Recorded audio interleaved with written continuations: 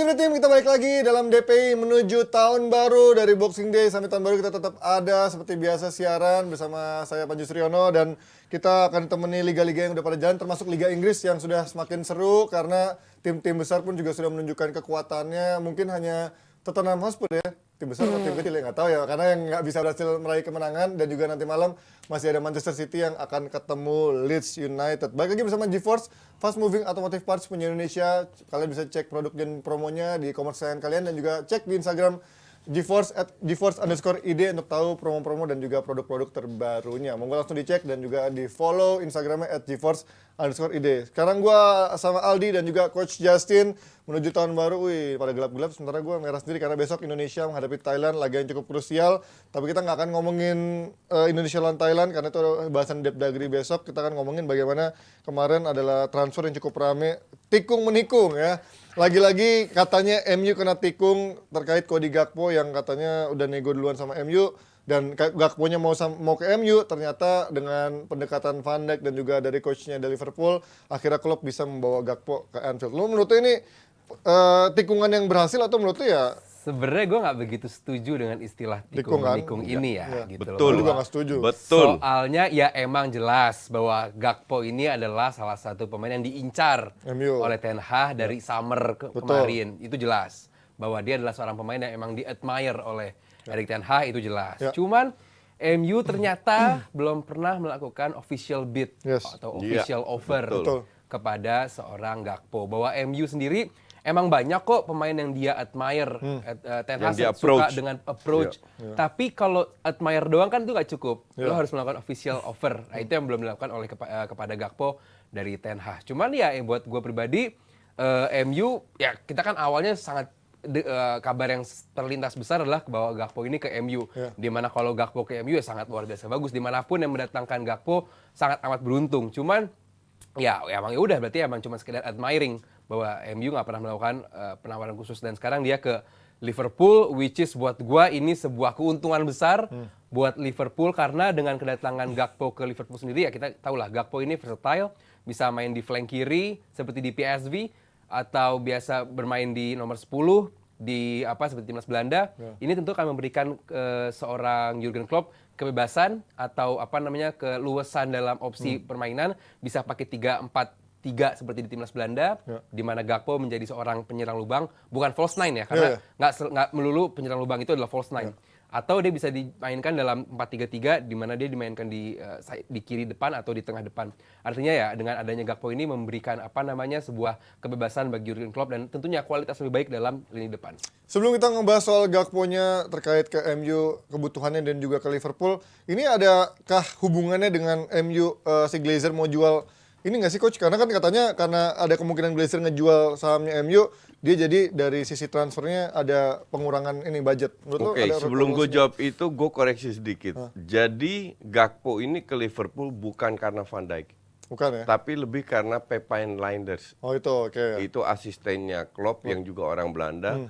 Lijnders sudah mendekati dan Lijnders bisa meyakinkan Klopp dengan kapasitas dan kualitasnya Gakpo, dan Klopp lihat maka dari itu dia berani untuk bayar cukup tinggi. Oke. Terus kalau kita bicara apakah ada hubungan, memang gosip itu beredar bahwa MU nggak mau spend terlalu banyak karena mau dijual. Tapi kemarin gue juga sempat berpikir masalah Gakpo di MU, gue hitung penyerangnya MU ya. Rashford, Martial, Sancho, Anthony, Garnacho, Elanga, ada 6. Apa kayak lu masih butuh seorang Gakpo? Yang dengan karakternya mirip-mirip ya sebenarnya. Dan harga yang nggak murah juga, nggak mahal juga, tapi nggak benar-benar urgent, ya kan? Nah, kalau kita lihat penyerangnya Liverpool banyak juga, tapi Carvalho ini nggak gue hitung karena terlalu kecil, terlalu lemah, ya kan? Dan Jota rentan cedera, sekarang Firmino cedera, Luis Diaz 3 bulan out, jadi at least Gakpo punya waktu untuk beradaptasi sebelum para pemain inti ini pada datang semua. Jadi lebih make sense kalau Gakpo dibeli Liverpool daripada MU. Dan apa yang Aldi tadi katakan, MU itu nggak pernah benar-benar niat. Mungkin kalau harganya murah banget dan mungkin bisa. Karena Gakpo sendiri mengatakan summer dia sudah bicara sama MU. Bahkan harganya masih 20-30 ya waktu Iya. summer ya, Iya. masih murah Dan kan. kalau Ten Hag, MU ya. niat, Nah, kan itu. summer bisa dibeli. Ini Jadi gua- memang niatnya itu masih 50-50 lah. Masih memantau. Gitu loh. Tapi menurut lo ini kehilangan besar nggak buat MU? Karena kan banyak yang bilang kemarin di sebelum Piala Dunia dia tampil bagus sama PSV, kemudian sama timnas Belanda juga nyetak gol hampir setiap laga. Menurut lo ini kehilangan besar nggak buat MU Enggak. dengan harga 50 Enggak, juta? Karena orang sering tanya pendapat gue tentang Gakpo. Gakpo ini pemain berbakat, iya. Iya. Tapi kalau lu tiap hari berharap dia cetak gol yang bagus, forget it. Ya karena dia bukan gol getter Iya, pertama ya sebenarnya. exactly. Dan dulu lihat di timnas Belanda, oke dia cetak 3 gol di 3 match beruntun, ya. Tapi dalam satu pertandingan kelihatan nggak? Nggak kelihatan juga. Ya. Iya kan? Kontribusinya nggak terlalu Iya. besar ya. dalam Jadi 90 ini menit pemain ya. masih butuh waktu, harus pelan-pelan. Nggak akan selalu jadi starter, tapi kalau udah bisa cepat adaptasi dan biasanya orang Belanda bisa cepat adaptasi, itu musim depan baru bisa apa namanya excel lah kasarnya begitu. Dan jangan kaget kalau salah satu penyerangnya Liverpool dijual juga. Tapi kalau ngeliat bagaimana kemarin ini oke, let's say Diaz masih menunggu kebugarannya, kemudian Jota juga masih menunggu kebugarannya. Sekarang apakah ini menjadi jawaban ketika Nunes juga masih belum nyetel-nyetel banget nih, karena sebenarnya Nunes bukannya nggak nyetel ya, dia berapa kali dapat peluang, berapa kali dikasih kesempatan pun juga positioningnya bagus, tapi efektivitasnya nggak ada. Apakah Gakpo bisa menjadi kompetisi yang bagus buat dia? Oh tentu, kalau soal menjadi sebuah kompetisi yang bagus itu udah pasti. Dan buat gue adalah justru gue nggak melihat Gakpo dan Nunes ini bermain bergantian. Oke, Justru justru gue barengan berdampingan. gitu. Karena perannya ya berbeda dan ya soal kecepatan ya gue lihat ada di Nunes. Tapi kematangan, passing, visi ada di Gakpo. Itu yang mungkin bakal menjadi barengan. Kalau main 4-3-3 ya Gakpo dan juga Nunes bisa bermain barengan untuk menemani Salah. Cuman buat gue lihat tadi apakah MU kehilangan? Buat gue sih kehilangan ya. Karena tentu kualitas ada di situ, tentu nama besar ada di situ untuk ya balik lagi. MU kan suka pemain yang punya untuk marketing ke power gitu, di mana Gakpo buat gue salah satu best performance di Belanda juga kemarin di timnas Belanda. Buat gue ini dengan angka semurah itu, buat gue sih itu harga yang cukup murah ya untuk pemain dengan umur seperti ini. Berapa? 20 tahun? 23 dia udah. Untuk semuda itu dengan kualitas seperti itu juga, dia punya nama yang cukup besar juga di Eropa. Buat gue sebuah kehilangan besar buat MU. Harusnya MU dengan Panji bilang tadi dari angka yang 30-40 bisa dapat, tapi ya ini kan pengalaman yang pernah dialami oleh MU saat mendatangkan Anthony, di mana dia bisa mendatangkan Anthony dengan harga yang lebih murah, tapi karena ya proses yang panjang dan juga dinamika transfer akhirnya jadi harga lebih mahal. Cuman buat gue kalaupun MU nggak mendapatkan Gakpo ya bukan berarti the season is over juga. Masih banyak yang bisa dilakukan oleh Ten Hag, dan buat gue nanti kita bakal bahas juga pertandingan MU semalam. Kita lihat bahwa MU benar-benar lepas tanpa ada seorang Ronaldo. Ya. Let's say kita ngomongin soal Liverpool yang kemarin juga menang cukup meyakinkan ya menghadapi Aston Villa. Terlepas dari Nunes punya banyak peluang tapi nggak golin, tapi bagaimana Liverpool bermain ini kelihatan memang efek Piala Dunia itu nggak begitu ngaruh ya sama pemain Liverpool yang memang nggak begitu dapat fatigue yang terlalu banyak ya. Iya, apalagi seorang Trent Alexander-Arnold ya. Betul, ya. Bahwa dia benar-benar menunjukkan bahwa dia layak menjadi seorang starter. Passing dia luar biasa banget. Passing yang mungkin gue lihat terakhir kali passing kayak begitu dari seorang Kevin De Bruyne ya. Kualitas banget umpannya, dan benar-benar Liverpool itu pertandingan semalam benar-benar memanfaatkan gelombang kedua, gelombang ketiga dari set piece. Gol pertama juga dari corner, second ball ke depan dari seorang Trent Alexander, masih ada Robertson di kiri, di kanan, lalu memberikan umpan kepada Salah, akhirnya gol. Kedua juga seperti demikian dari corner, scrimmage depan gawang, akhirnya seorang Van Dijk bikin gol. Artinya ya mereka memanfaatkan second ball. Ya kita lihat bahwa cuma 2,71 XG-nya, artinya mereka Liverpool sendiri bukan yang menyerang-nyerang banget. Mereka benar-benar memanfaatkan gelombang kedua, gelombang ketiga dari sebuah set piece. Ya itu cukup bagus. Buat balik lagi, Aston Villa juga yang nggak bagus-bagus banget gitu. Kayak tadi Panji sebelum kita siaran kita lihat bahwa tim-tim besar lagi pada moncer mainnya. Cuma kita lihat juga bahwa tim-tim kecil seperti ini lagi nggak bagus juga gitu. Dimanfaatkan dengan baik oleh kualitas dan juga ya nama besar dan juga permainan lebih bagus daripada Liverpool. Sepertinya Liverpool ketika Robertson dan TAA lagi dalam perform terbaiknya ini akan menjadi booster besar ya coach buat Liverpool, karena kan selama ini di awal musim ketika Liverpool ngedrop tuh karena dua pemain ini sering nggak ada dan nggak on form kan. Sebenarnya ini menjadi masalah Liverpool sebenarnya, bukan strikernya sebenarnya kan. Betul, nggak striker juga ya. Cuma kan Salah masih ada lah situ karena kan. yang harus cetak gol, tapi kedua wingback ini punya peran banget. Dan kalau kita lihat performa Robertson di di paruh musim sebelumnya itu nggak bagus-bagus amat. Dan bahkan sering dicadangin cedera juga. Karena banyak cedera dia. TAA pun demikian. Makanya gue berkali-kali gue bilang Liverpool butuh pelapis yang memadai. Tsimikas itu bukan levelnya. Sudah terbukti. Dan Joe Gomez yang sering kali main di kanan. Tahun lalu kan dicoba siapa Phillips lah, apalah itu namanya, bapuk Milner semua. lah ya kalau udah mentok ya. Ujung-ujungnya Milner yang bukan tipikal wingback juga. Tapi dari permainan Liverpool memang itu sudah bertahun-tahun ditunjukkan oleh Klopp bahwa kedua si Robertson sama TAA ini punya peran sangat penting. Dan dengan peran mereka sangat penting, tapi Nunes masih susah juga ngegolin dia. Menurut lo ini apa salah dengan Nunes? Buat gua ya gini, kadang-kadang nggak fair gitu, bahwa Salah juga semalam banyak peluang yang hilang juga sih gitu. Salah nggak terlalu bagus. Iya kan, somehow karena dia bikin gol dan somehow karena dia salah gitu, Muhammad Salah, jadi nggak mendapatkan atensi saat Nunes yang sama seperti Nunes kehilangan bola atau gagal bikin gol. Ya masih butuh adaptasi buat gue Nunes ini, karena dia nggak jelek ya. Sekarang kita lihatlah scoutingnya Liverpool ya nggak seburuk itu juga lah buat nilai bahwa kalau emang ini jelek kali dibayar mahal juga dong. Ini pemain kan dibayar dengan mahal, dengan ads-on yang luar biasa juga. Ini pemain punya kualitas. Sesimpel belum adaptasi aja dengan permainan IPL gitu, karena kualitasnya cukup bagus. Kita lihat dia waktu di Piala Dunia bahwa dia bisa dengan di flank cukup bagus, membantu Suarez di lini depan. Artinya ini pemain punya kualitas, cuman somehow belum belum tune in, dan kadang beberapa gagalnya dia itu benar-benar di blow up sama media.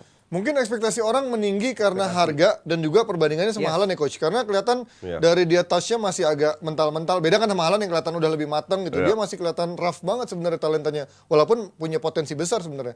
Lu melihatnya seperti apa? Gue nggak ngerti potensi besar ini tuh berdasarkan apa ya. Positioning dia, speed dia cukup bagus. Gue nggak begitu setuju juga sama Aldi kalau dibilang ini pemain bagus. Gue nggak ngelihat bagusnya.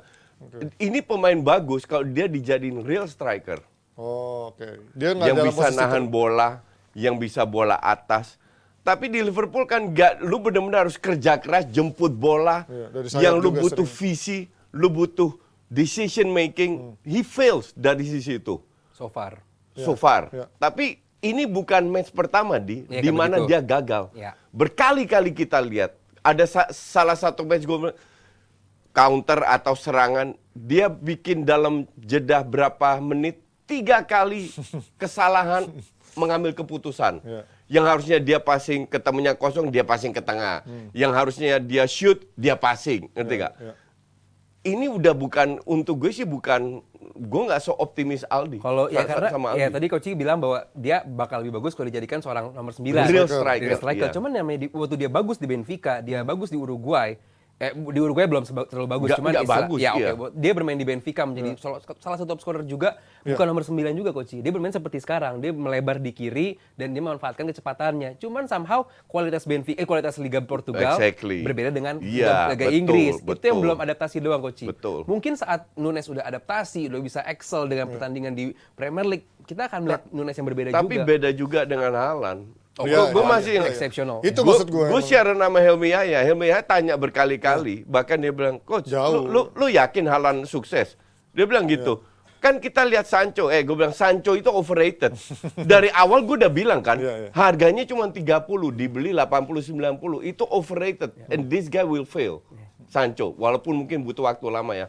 Haaland enggak. Haaland gue udah bilang, di sini pun gue bilang, sebelum kick off minimal 20 gol. Sekarang udah di 17. Karena dari situ kita di liga apapun kualitasnya dilihat. Untuk gue dia itu terlalu gerusak-gerusuk menang perang Nunes di Benfica di kotak penalti. Berapa kali termasuk lawan Ajax, walaupun dia mungkin melebar, tapi dia kekuatannya di kotak penalti.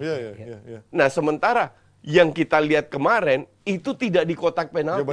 Itu benar build up lah, counter lah, sitting yang lu butuh decision making yang benar. Dan decision making adalah visi. Ditambah finishing. Finishing mungkin ada hubungan dengan percaya diri ya. Mungkin percaya diri lagi dia agak menurun. Tapi gue sih nggak yakin, nggak seoptimis Aldi lah. Karena kelihatan lu dapat 2 kali peluang di depan gawang, lu syutingnya ke kiper gitu loh. Ada yang melebar juga satu ya. Yang dari melebar banget melebarnya. Melebar ke kanan. Dan ini kan bukan di match kemarin. Iya, kita lihat. sebelumnya juga di Premier League, di EFL juga kemarin kan. Iya, kita lihat juga bahwa dulu kita lihat lah Fernando Torres kurang butuh adaptasi waktu yang lama juga gitu kan. Waktu sama Chelsea ya, waktu sama Liverpool sih lumayan cepet ya. Iya, bedanya emang nggak gampang gitu untuk adaptasi itu nggak gampang, dan saat pemain sudah settling in dengan liga, dengan permainan tim, kita baru bisa melihat karena setiap pemain kan punya waktu adaptasi yang berbeda-beda gitu. Kayak Coach bilang tadi pemain Belanda cepat adaptasinya. Ya mungkin ada pemain-pemain yang butuh lama untuk adaptasinya dan mungkin juga gitu. Cuman sekarang yang jadi masalah, I agree on that, bahwa dia mungkin butuh. Sekarang nanti kalau Firmino lagi gacor, oke, balik, Jota balik, Luis Diaz balik, dan 4 pemain ini perform. Artinya Nunes nggak ada tempat. Pada saat dia tidak ada tempat, dia hanya diberikan sedikit waktu untuk bermain sebagai sub 5 menit, 10 menit. Ditambah Gakpo. Ditambah Gakpo. Apakah pemain ini bisa berkembang? Jangan-jangan bisa jadi Danny Ings kedua. Bisa juga. Ngerti nggak? Bisa juga. Karena persaingan ketat. Atau Andy Carroll kedua ya. Iya, atau Andy Carroll kedua. Karena persaingan di Liverpool ketat, dan kalau lu seandainya Gakpo lah, lu masuk, lu cetak 1 gol, nextnya lu gol lagi. Apa iya lu dicadangin sama Klopp? Nggak mungkin kan?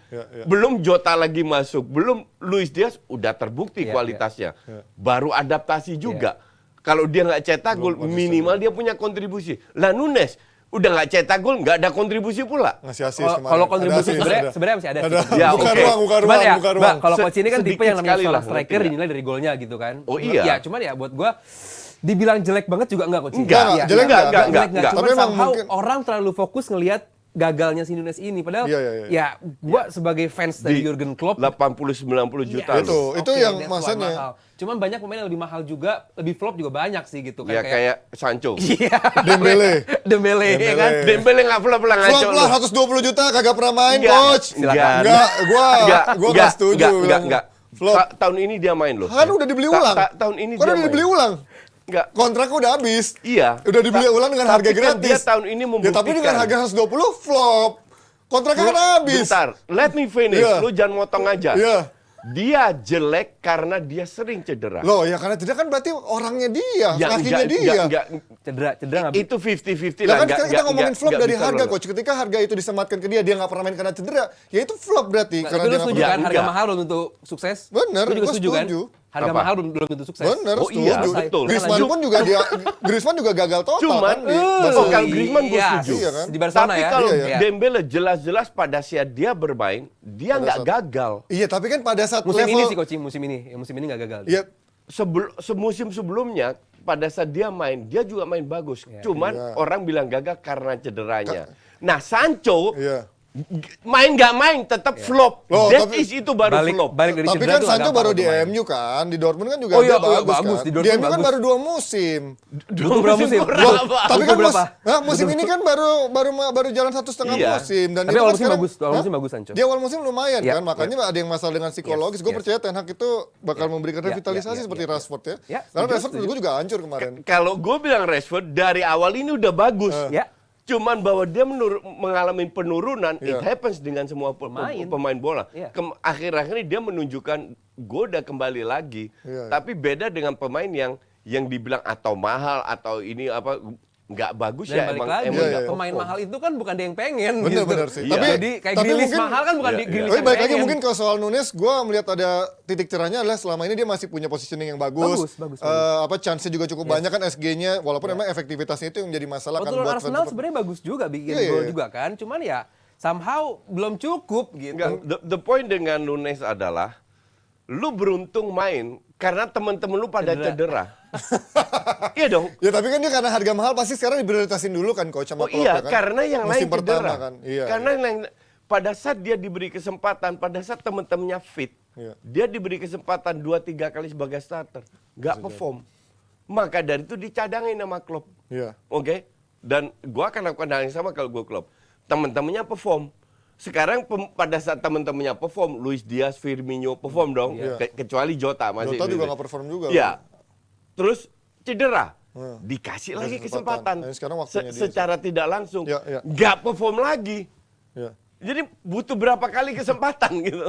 Tapi dengan sekarang kelihatan Liverpool ketika TAA Robertson sudah dalam kondisi terbaiknya, back-backnya pun juga sudah kokoh, ditambah mungkin let's say depannya mungkin masih akan mencari formula terbaik ya. Tapi selama ada Salah, Liverpool masih menjadi kompetitor buat peringkat 1 nggak? Atau menurut lo? Peringkat 4. 4 doang ya? 4 besar ya? Iya, untuk Champions Tapi League. kalau untuk kompetitor City juara masih susah ya? City doang disebut. Arsenal, karena lo kan enjoy the moment, nanti ujung-ujungnya kalau jatuh, udah kita sudah memprediksi gitu kan. Itu dia yang ngomong. Ujung-ujungnya Enjoy the moment. ya maksud gue kita nggak ekspektasi, tapi kan sekarang memang kelihatannya City lah, Arsenal udah City. dengan sekarang lawan West Ham kayaknya menjadikan cukup kuat lah Arsenal juga. Enggak jajarnya. sebenarnya. Enggak juga? Ini yang kemarin rame di Twitter gua ya. Oke, sekarang lu menang, terus still top of the league.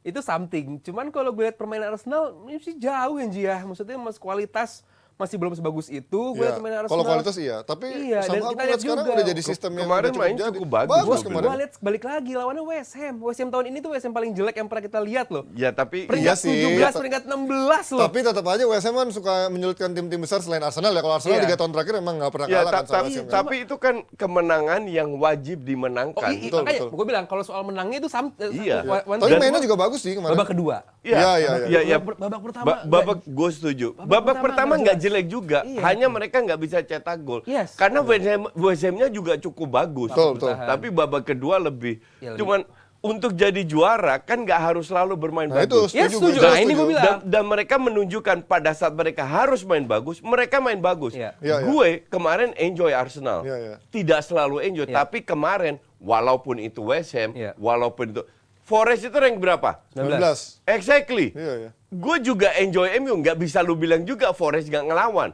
Memberi perlawanan juga, tapi karena kualitasnya lagi. bapuk. Babak pertama lumayan sih, ada gol ngelawan offside. lu. Ada Iya gol kan? offside. Goal offside. Iya. Artinya yang penting konsistensi kan. Nah Iya, itu iya. gue bilang. Dan mental lu ketinggalan dan lu bisa bounce back. Bahwa West Ham nggak terlalu bagus, I agree.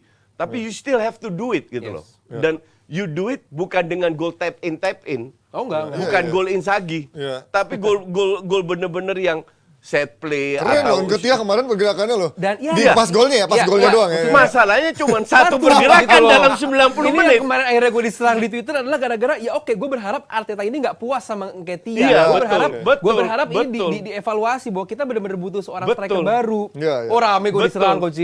Ya, Bahwa itu lu biasa bikin itu. gol, Nketiah lu mau minta apa lagi? Iya. Masih Iya. nggak cukup. Lu bikin gol, Belum bukan Europa League. berarti lu main bagus. Iya, iya, iya. Sama kayak Gakpo di timnas Belanda. Betul. Bikin Bikin gol gol. bukan berarti dia bagus. That's why gue selalu bilang, lu harus nonton. Iya. Jangan cuma lihat data, it will fool you. Kasusnya paling bagus Nketiah. Tapi ekspektasi orang kan emang Nketiah emang sebagai pelapis kan. Pelapis buat backup bagus, ketika Ji. Gapsus tidak ada, dia bisa mencetak gol, udah hal yang sangat bagus kan. Satu sebenarnya. match. Iya. Gapsus nggak ada 8 match. Nah itu maksud gue. Tapi kan maksud gue peran itu bisa bergantian sekarang dengan Martinelli juga nyetak gol, Saka Iya. juga nyetak Kalau gol. Martinelli ya kan? emang dulu bikin gol. Even Iya. Gapsus kan di beberapa pertandingan juga nggak nyetak gol kan, Iya, walaupun iya. ngasih kontribusi yang besar kan. Cuma namanya tetap Ji, kita butuh Striker Arsenal ini nih. butuh striker karena Januari kita bakal ketemu MU, bakal Spurs, belum bakal ketemu lagi Newcastle, belum Europa League nanti Februari. Ntar Artinya Osimhen ke Arsenal. Osimhen, ya boleh lah paling nggak ada nomor 9 baru Coach. Karena nggak cukup dengan sekarang ini. Bukan berarti gue Betul, bilang betul. Nketiah ini jelek, enggak. Gua Enggak, bilang- kalau gue bilang jelek. Iya, Coach bilang gajinya kegedean gitu kan. Ya Coach ya, lu bilang gaji Eddie Murphy ini mah makanya. Tapi ya ini Iya. kan kalau berkaca dari yang interviewnya Aubameyang yang bocor itu kan ketika Arteta memang membangun tim dengan orang-orang yang bisa mendengarkan visi dia kan. Iya. Ketika dia beli pemain baru yang memang udah punya nama besar pun nggak semuanya belum tentu mau mendengar dengan arahan dia yang Iya. pada akhirnya seperti Aubameyang Iya. ataupun orang-orang yang memang sudah punya profil Iya. tinggi kan sebenarnya. Enggak, jing. Aubameyang Bentar, mau ngomong bentar. apa juga terserah lah. Iya kan? Bentar. Arteta itu sekarang punya power untuk mendatangkan pemain atau tidak. Hanya Arteta dan Edu Edu. kan berdua. Edu mengurusin administrasi, negosiasi, dan urusan komersial lain. Iya. Teknis itu Arteta. Artinya, Arteta Arteta yakin sudah bicara sama ini pemain atau agennya. Iya. Lu akan bermain begini, gimana pendapat lu, kita akan latihan keras lo, kita akan begini. Dan ini pemain pasti udah sadar. Tapi mungkin dia masih percaya coach sama Nketiah untuk sebagai pelapis ya. Maksud Sebagai gua pelapis, sebagai setuju pelapis gua. tuh ya. Because he has no choice. Iya. Lu kalau lihat benchnya Arsenal, mau nangis gue. Iya sih, kalau buat Ngerti nggak? sayap-sayapnya. Itu kan menyedihkan. Karena gue lebih khawatir ketika Martinelli sama Saka cedera sih. Oh, Karena betul, jelas. Gue Betul. lebih khawatir itu dibanding Jelas. sama si Gapsus. Odegaard main luar biasa. Ya. Nggak ada Odegaard, Habis. Smith Rowe. Smith Masih ada Rowe tapi lagi cedera. Smith Rowe oke, tapi bukan Fabio Odegaard. Ngerti nggak? Iya. Bener-bener bench Arsenal ini menyedihkan. Iya. The problem untungnya nggak ada yang cedera. Ya. Itu harus kita beruntung. Tapi juga Leicester jadi juara juga untungnya gede. Ngerti nggak? Nah itu yang gue harapkan ya dapat angin segarnya kayak Leicester dulu lah. Jadi nggak ada yang cedera, semua main bagus, semua shots masuk, nggak banyak masuk, main jelek pun bisa at least seri, nggak kalah. Ini yang gue harapkan. Iya, apalagi bener kata Coach, kalau kita ngebahas soal Leicester, kita lihat strikernya siapa sih? Mahrez, terus juga Vardy, Okazaki, Yora. Ya kan? Bukan pemain-pemain bintang, cuma pemain-pemain yang kalau one shot, one goal gitu cukup gitu loh. Selama 90 menit main jelek apa-apa, tapi satu gol, satu shot selesai. Dan lucknya itu waktu mereka jual, mereka dapat sebuah lucknya. Banget. Setelah itu kan tiap kali syuting bolanya lebih 5 cm ke kanan nggak masuk. Kalau pas juara lebih 5 cm ke kiri dengan syuting dari area yang sama. This is just luck. Ditambah tim lainnya lagi pada bapuk juga. Ditambah Arsenal harapan lawan sebenarnya. Iya, betul. Dan sistemnya menurut gua lagi jalan sih karena pemain kayak model Mahrez sama Kante lagi bagus, ketika dicabut tuh jadi kayak berubah lagi kan. Jadi buat gua stop lah gitu untuk over appreciate pemain muda yang berkualitas untuk jangka panjang. Enggak, ini butuh buat musim ini dulu ini. Ketia nggak ada kualitas, mau jangka panjang, jangka pendek. Itu kita bisa debatkan. Cuman buat gua, kalau gua balik lagi, gue setuju sama Panji bahwa dia sebagai backup bagus. Cukup oke, maksudnya sebagai backup ya. Karena selalu ada kontribusinya minimal gol atau assist gitu. Untuk kill the game, oke nggak apa-apa. Cuma kalau untuk rely on banget, gua nggak setuju. Lu tahu kenapa oke? Karena nggak ada pilihan. Iya. Tapi kadang kalau nggak ada pilihan nyata dia nggak bisa perform kan lebih frustrasi. Tahun lalu nggak ada pilihan, nggak perform juga. Ya karena itu adalah Aubameyang Lacazette dong tahun lalu. Oh ya Lacazette. Iya, Lacazette udah dicabut ke Arsenal. Ini bener-bener gak ada. Nketiah cedera kelar. Dan somehow Martinelli dan juga ini udah lebih worse kan sama Saka, jadinya lebih meringankan kerja dia sebagai. Martinelli kalau ditaruh jadi nomor 9 pun sayang, di kiri mau siapa? Semoga Balogun balik tahun depan. At least Nketiah bisa bersaing sama Balotelli Balogun. Gunners, ini Balotelli Gunners. Nah, ini di pekan depan ya, lawan tanggal 4 akan ketemu Brighton. Berarti dulu baru Newcastle ya, tanggal 4 ya? Iya. Nah, ini yang mengerikan adalah tanggal 4 itu menurut gua lawan Newcastle. 31 Desember Brighton, tanggal 4 ya. Akan ketemu Newcastle tanggal 4 itu yang menurut gua akan menjadi tantangan paling berat nih karena Newcastle udah 6 kali beruntun menang di kemarin bahkan lawan Leicester menang 3-0 kan. Ini menghadapi Newcastle menurut lo ini akan menjadi sebuah big match ini menjadi turning point untuk Newcastle. Karena lo kemarin targetnya 3 ya. Ini menjadi turning point Newcastle untuk turun ke bawah. Sombong. Mulai dari match itu. Enggak, kemarin soalnya dia juga bilang turning point-nya bukan, ini akan menjadi 3 laga Arsenal di selama Boxing Day sampai tahun barunya menjadi uji coba buat dia untuk bilang dia untuk jadi kandidat juara, kandidat pesaing sama City. Betul. Lo setuju ya? Iya, maksudnya gini, Newcastle siapa yang menyangka akan ada di posisi berapa? 3 sekarang gitu kan. Tapi pembelian mereka mereka salah satu big spender. Oh 2 bahkan ya? Enggak udah. Oh ya 2 karena City masih 2 pertandingan ya. Salah satu big spender walaupun yang pemain yang didatangkan ya kayak Wood gitu kan. Tapi somehow Eddie Howe ini bisa memainkan sepak bola yang kayak sekarang kita lihat Joelinton bisa bagus banget sekarang di bawah dia di Hoffenheim. Dia jadi seorang midfielder, sekarang jadi seorang nomor 9 yang bagus. Bruno Guimaraes juga luar biasa bagus. Botman, pembelian-pembeliannya juga cukup bagus. Cukup efektif lah ya. Cukup efektif gitu. Dan walaupun mainnya nggak begitu menghibur, tapi nggak menghibur, efektif dan menghibur banget mainnya. Nggak menghibur, cuman ya ini hijau semua gitu loh. Betul, jadi ini penting ya, banget. Nanti tanggal 4 merah. Amin. Buat gua itu pertandingan yang seru. Apalagi tentu Arsenal akan berharap bisa membalas kekalahan di St. James's Park di 2 game terakhir sebelum musim kemarin, di mana gua nonton dan sangat amat menyedihkan. Itu gara-gara match itu Arsenal nggak lolos Champions League. Itulah, jadi gue berharap ya ini tentu ini main di mana ya? Di Arsenal apa di St. James's Park? Kayaknya di Arsenal. Di Arsenal. Tentu, ini bakal menjadi pertandingan yang seru di mana ya Newcastle yang lebih kolektif permainannya, walaupun secara kualitas pemain Arsenal nggak kalah. Tapi kalau sampai Newcastle bermain fisikal, Newcastle memaksa Arsenal untuk bermain lebih fisikal, tentu Arsenal bakal kerepotan. Gue nggak ngelihat fisikalnya, gue ngelihat oportunisnya. Gue ngelihat Arsenal akan main banyak long ball ke depan, skip lini tengah, di sinilah. Newcastle kali ya? Newcastle akan main banyak long ball, taruh 4-5 pemain di depan, long ball, terus di sinilah Arsenal tidak boleh goyang, tidak boleh merubah sistemnya. Karena kalau Newcastle tetap main seperti ini, harusnya Arsenal bisa mengantisipasi, terutama Xhaka dan Partey. Nah, kalau sana bisa diantisipasi long ball itu dengan defense gabungan lini tengah sama lini belakang yang cukup bagus, they can kill Newcastle. Yes, apalagi Jonjo Shelvey cedera juga di Newcastle, artinya ya ke lini tengah mereka sedikit lemah karena Shelvey bersama Almiron juga, bersama Willock juga. Merupakan salah satu kekuatan Newcastle musim ini gitu. Jadi buat gua sangat amat seru banget nih game, dan buat gua kalaupun Arsenal menang seperti tadi harapan dari Koci, which is gua aminkan, tentu langkah untuk kita ngomong Arsenal menjadi juara baru bisa kita mulai. 3 pertandingan ya. We'll see apakah benar-benar Arsenal bisa menjadi kandidat serius setelah 3 pertandingan termasuk abis lawan Newcastle itu. Dan kalau kita geser ke tim London lainnya, ada Chelsea. Melihat bagaimana kemarin menang lawan Bournemouth, lu melihat apakah sudah ada tanda-tanda cerah untuk Chelsea? Chelsea ini kan tim yang menurut gue diuntungkan dengan Piala Dunia gitu. Sebelum Piala Dunia kan mereka kalah 4 dari 5 game terakhir gitu kan.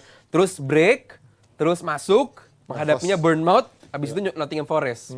Yang secara relatif lebih gampang, lebih ringan. Walaupun seperti pertandingan menghadapi MU juga, Nottingham Forest ya ada sedikit melawannya gitu. Cuman balik lagi, menghadapi Bournemouth dan juga Nottingham Forest, artinya kualitas masih dipegang sama Chelsea. Betul.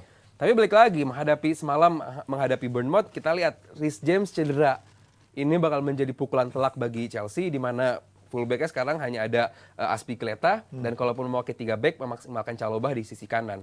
Artinya ini tentu sebuah kerugian bagi Chelsea. Di lini tengah pun semalam gue pengen fokus kepada Zakaria juga, yang somehow belum sebagus waktu di Gladbach ya. Waktu di Gladbach, waktu di Juve ya gue gak begitu melihat pertandingannya sih Zakaria. Gak bagus-bagus juga. Iya gitu. Sementara kalau waktu di Gladbach kan bagus banget nih Zakaria. Cuman gue belum lihat peran dia. Dan semalam ya kita lihat lah bahwa Bournemouth menunjukkan kualitas mereka masih di bawah Chelsea. Dan ya walaupun tanpa seorang Broja, Chelsea masih aman lah gitu. Tapi ini dengan formasi 4-2-3-1 kan udah mulai nih coach. Dia pakai polisi, tinggal nunggu Ziyech kan. Kalau Ziyech ini different cake.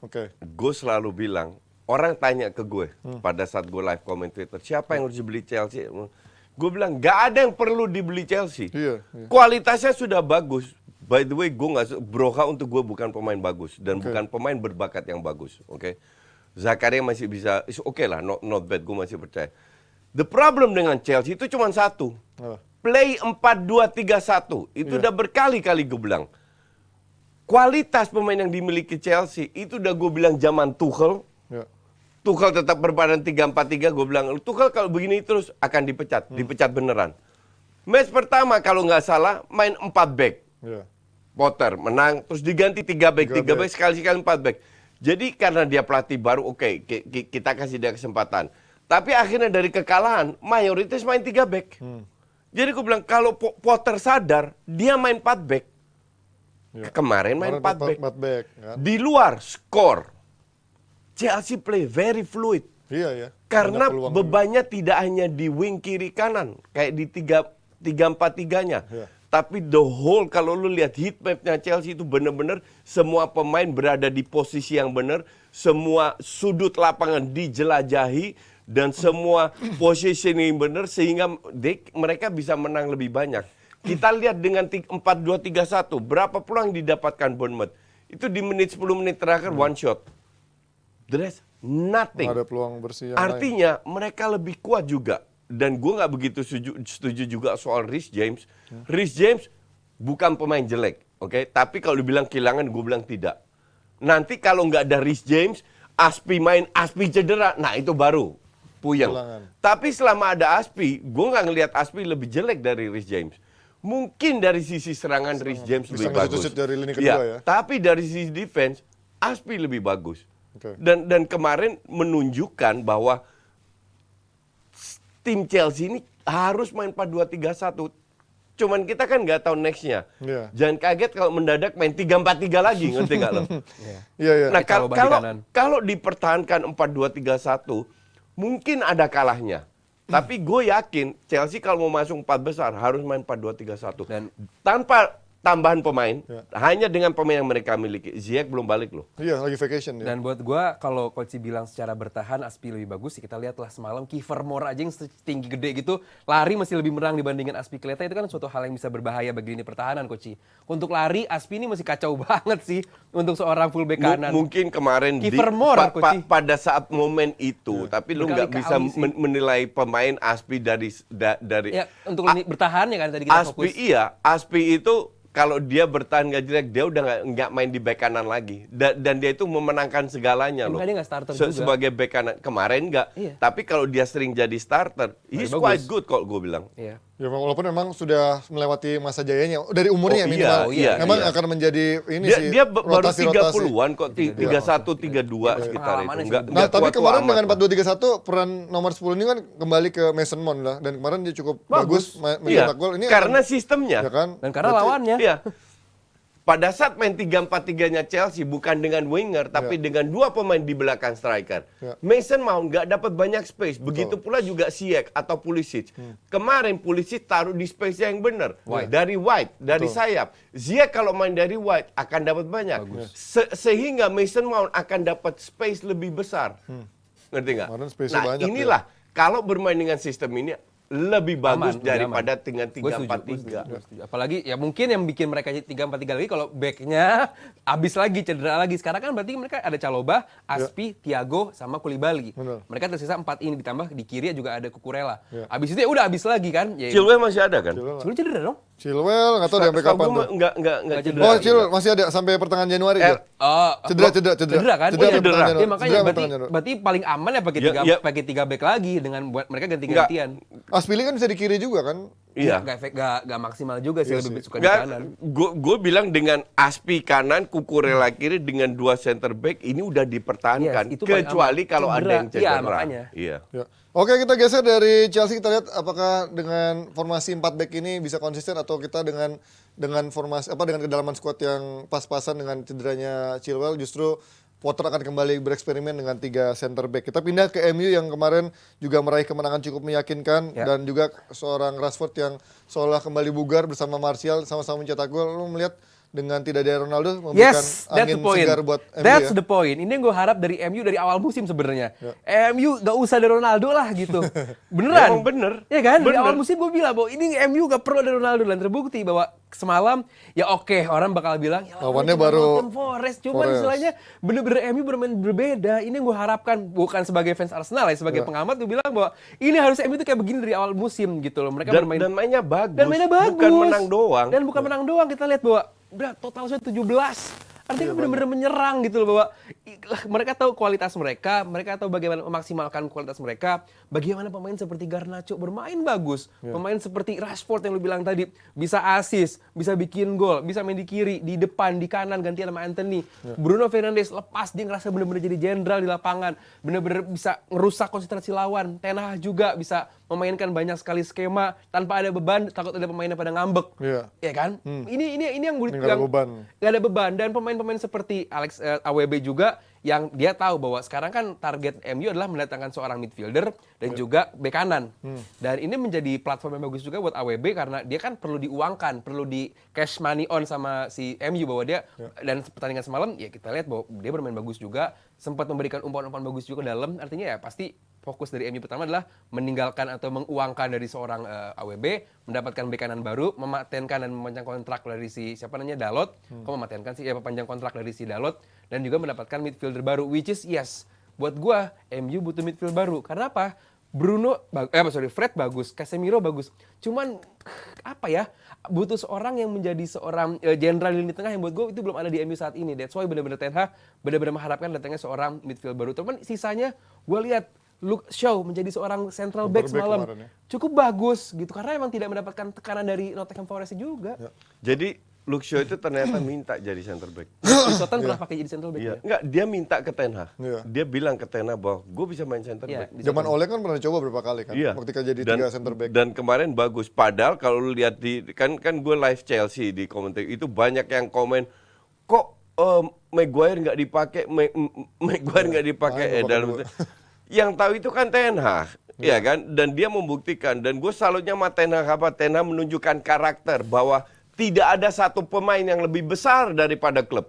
Makanya Ronaldo apa yang dilakukan, nggak datang latihan, sikap yang sangat tidak profesional, langsung disanksi. Oke. Bahkan gue bilang Ten Hag itu masih peduli sama dia, sanksinya nggak terlalu berat. Lu 2 kali lu pulang ke stadion atau nggak mau dimainkan pemain profesional kayak apa itu? Yang harus menjadi role model, ya kan? Dan ini bukan hanya di MU. Timnas Portugal nggak ada dia, langsung main bagus, langsung menang 6-1 itu. Dan sekarang kita nggak dengar kabar soal Ronaldo ya? Nggak ada Berita ya? Kan mau dapat gaji terbesar habis itu diharapkan.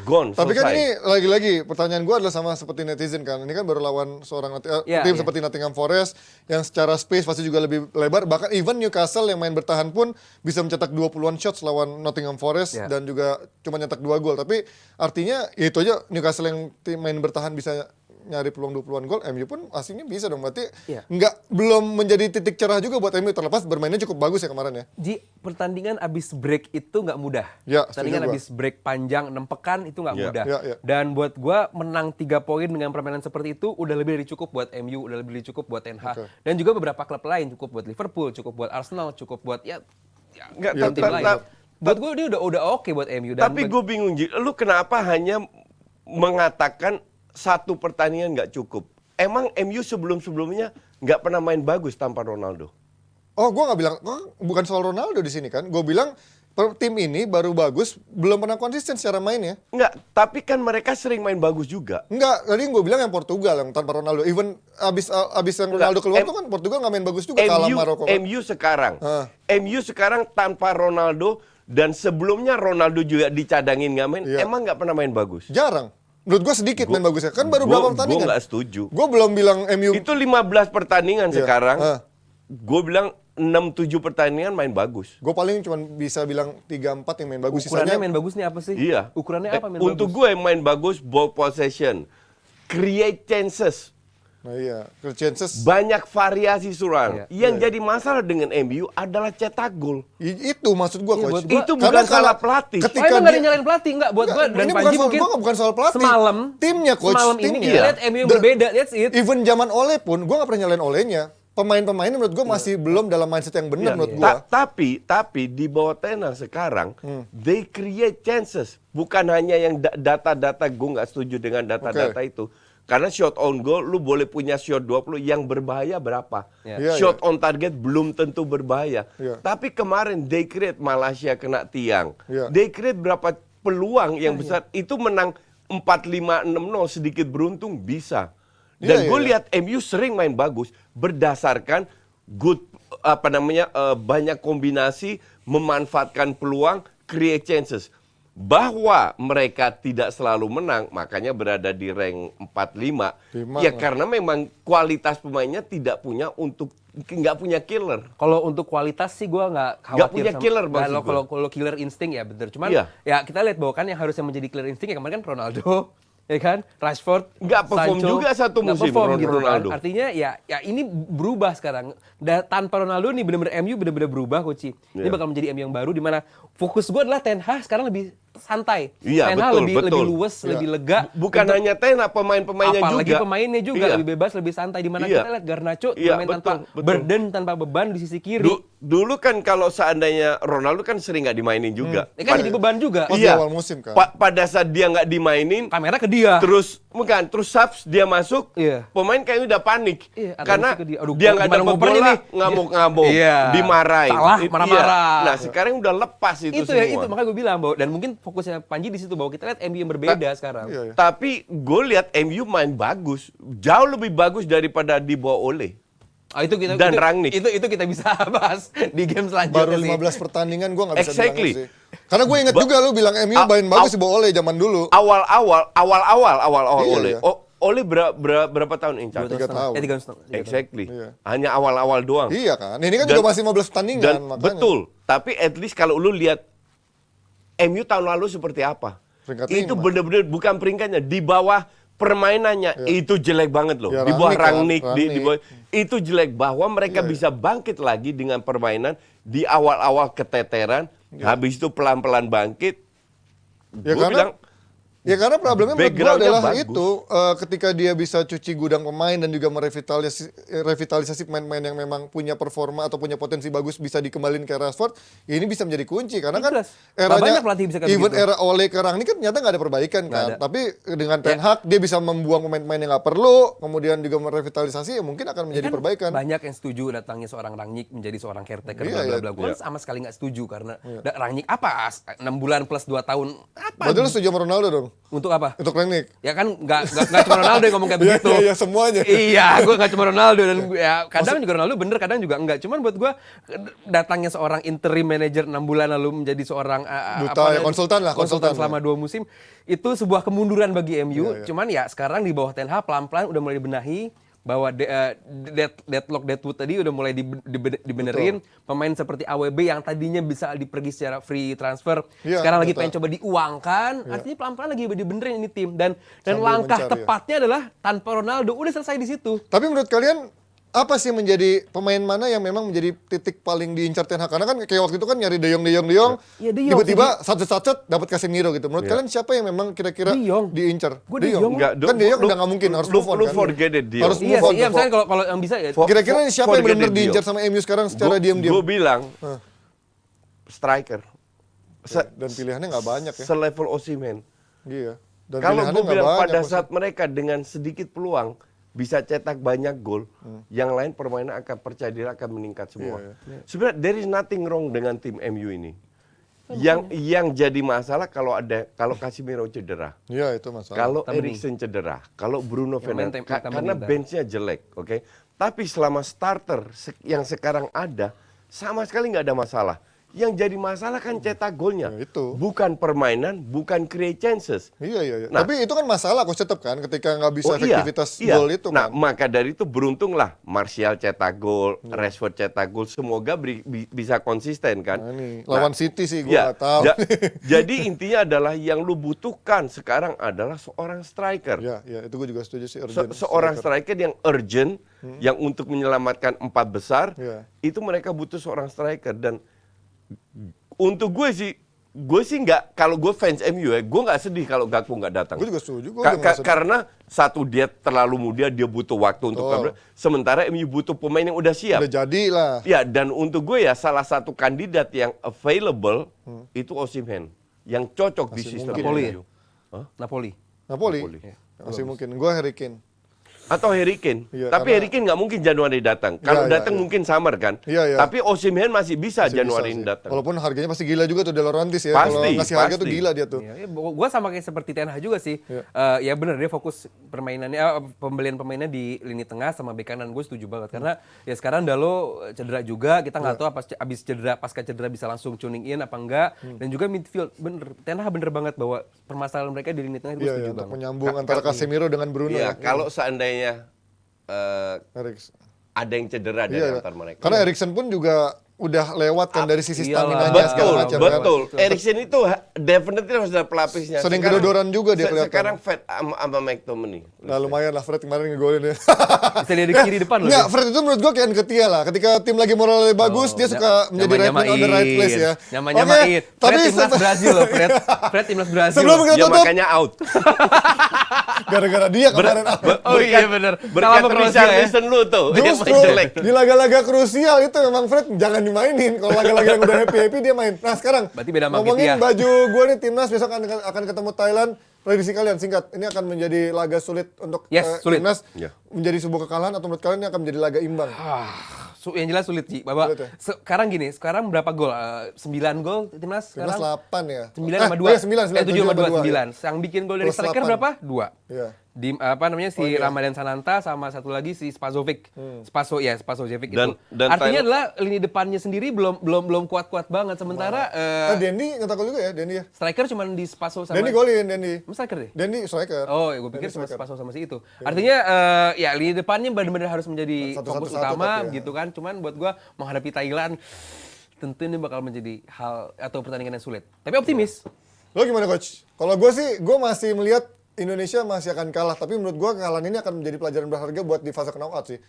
Lu melihatnya besok akan jadi Gue lihat Thailand sekarang di atas Indonesia. Ya. That's for pasti sure. ya, pasti. Karena di match kedua kemarin yang main kan mayoritas cadangan. Ya. Yang nggak akan main lawan Thailand. Dan lawan pemain intinya jelas lebih bagus daripada jadi pemilihan pemain udah oke. Ya. Kecuali dua wingbacknya Arhan sama Asnawi akan gue cadangkan. Sayuri Yakob dan sama ini ya. Edo akan gue Edo. mainkan karena lebih bagus. Hanya itu aja. Cuman kalau dilihat dari sisi permainan, gue sama Aldi sama, gue lebih unggulkan Thailand Iya, Pak. dari sisi permainan Tapi di atas kertas. Tapi seperti yang Sintayong tadi bilang, bola itu bondar. Ya, Jadi at least kalau lu punya fighting spirit, Ya, itu yang lu penting. ikutin instruksinya Sintayong, jangan dikit-dikit panik, long ball. Tetap bermain sesuai dengan kapasitas kita bisa ngelawan. Dan siapa tahu kita yang lebih beruntung bisa menang. Tapi kalau kita bisa nahan seri aja, itu udah bagus, tapi gue nggak yakin cukup karena Thailand masih ketemu Brunei. Kita ke Filipina ya. Filipina. Iya. Oke, itu dia.